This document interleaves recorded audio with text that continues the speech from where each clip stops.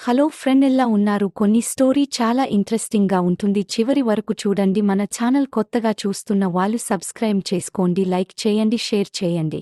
ఇక స్టోరీలోకి వెళ్దాం. కొత్తగా పెళ్లైన జెండా పల్లవి అండ్ వంశీ. పల్లవి చాలా అందంగా ఉంటుంది. సాఫ్ట్వేర్ జాబ్ చేస్తున్నారు కొత్త జంట.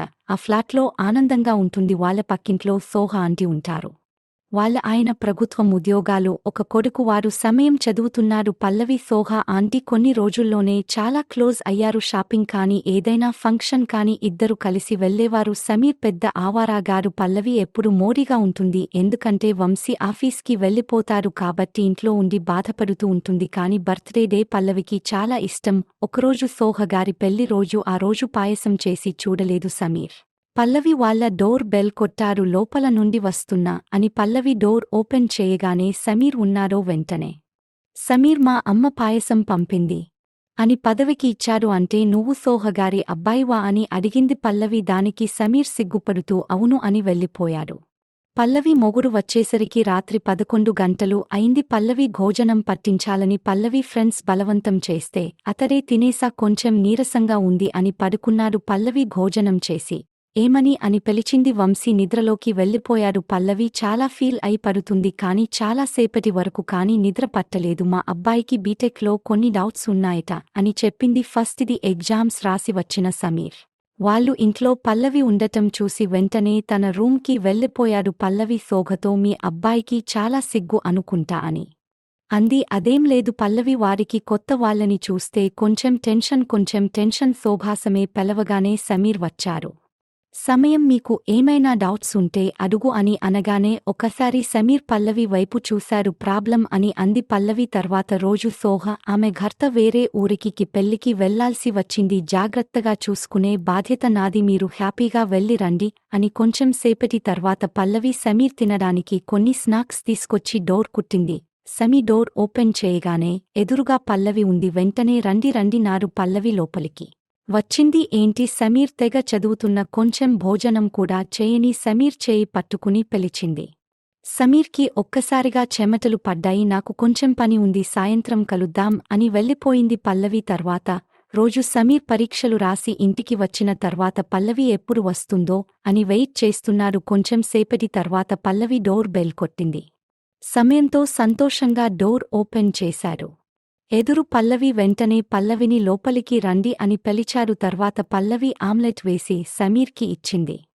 తినకుండా పక్కన పడతారు ఏంటి, సమీర్ బాలేదా అని అడిగింది. దానికి సమీర అయ్యో అదేం లేదండి అన్నారు. అలా మాట్లాడుకోవడం మొదలైంది. మాటలో నీకు గర్ల్ ఫ్రెండ్స్ ఉన్నారా అని అడిగింది. సమీర్ కొంచెం టెన్షన్ పడుతున్నారు. చెప్పు సమయం, నేను మీ అమ్మకి ఏం చెప్పనులే అని అంది. అప్పుడు లేరు పల్లవిగారు అని చెప్పారు. సరే చాలా, అలా రాత్రి అయింది. ఇక మావారు వచ్చే టైం కూడా అయింది. గుడ్ నైట్ అని వెళ్ళబోతుంటే పల్లవి అని పిలిచాడు. ఏంటి సమీరని పల్లవి అడగగానే ఏం లేదు, కాసేపు ఉండొచ్చు కదా అన్నాడు.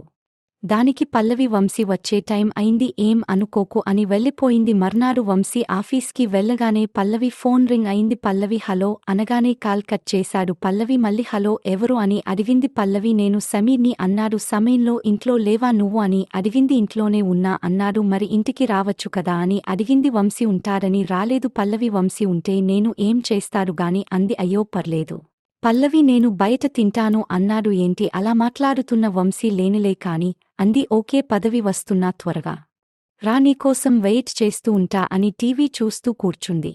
ఇంతలో సమీర్ వచ్చాను లోపలికి తీసుకెళ్ళింది. నువ్వు నిన్న నన్ను ఏదో అడిగావు కదా పల్లవి అన్నాడు. ఏం అడిగానో సమీర్, అదే గర్ల్ ఫ్రెండ్ గురించి. అవును, గర్ల్ ఫ్రెండ్ ఉందా అని అడిగా.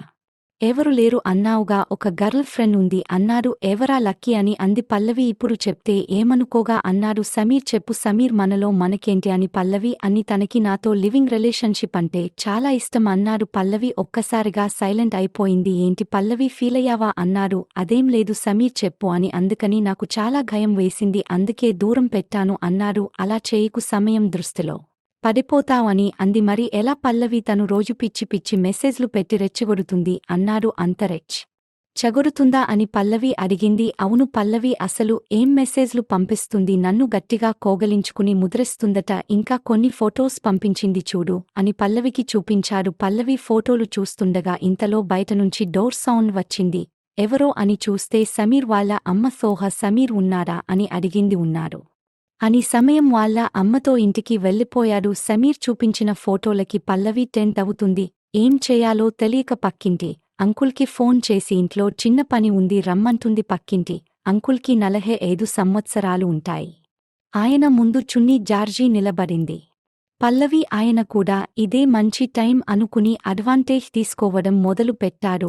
ఒక అరగంట పాటు ఎంజాయ్ చేసి నువ్వు ఎప్పుడు పిలిచినా నేను రెడీ అని వెళ్ళిపోతాను. తర్వాత పల్లవి పడుకుంటుంది. ఆ రోజున ఆఫీసులో పని ఉందని రావడం లేదని వంశీ ఫోన్ చేసి చెప్పారు. పల్లవి పక్కన అంకుల్కి ఫోన్ చేస్తుంది. ఏం చేయాలో తెలియక సమీర్కి ఫోన్ చేసింది. ఎక్కడికి కూడా ఫోన్ చేస్తారా అని జోక్ చేశాడు.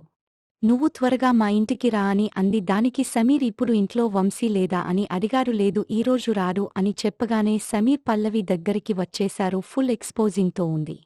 ఆమెను అలా చూసిన సమయంలో చాలా అందంగా ఉన్నావ్. దానికి పల్లవి అందంగా ఉంటే ఏం ప్రయోజనం చేయను అని అంది. మరి నన్ను ఏం చేయమంటావా? నువ్వు ఏం చేస్తావులే అంది పల్లవి. అప్పుడు సమీర్కి అర్థమైంది. పల్లవి దగ్గరికి వచ్చి ఆమెపై చేయి వేసి ముద్దలు పెడుతున్నాడు. దానికి పల్లవి ఇంకా పిచ్చిగా సమీర్కి సహకరిస్తుంది. బాగా రెచ్చగొట్టి తన వలలో పడేసింది. ఆమె కోరిక తీర్చుకుంటుంది. ఇది తెలియక సమీర్ పల్లవి ఏదో త్యాగం చేసింది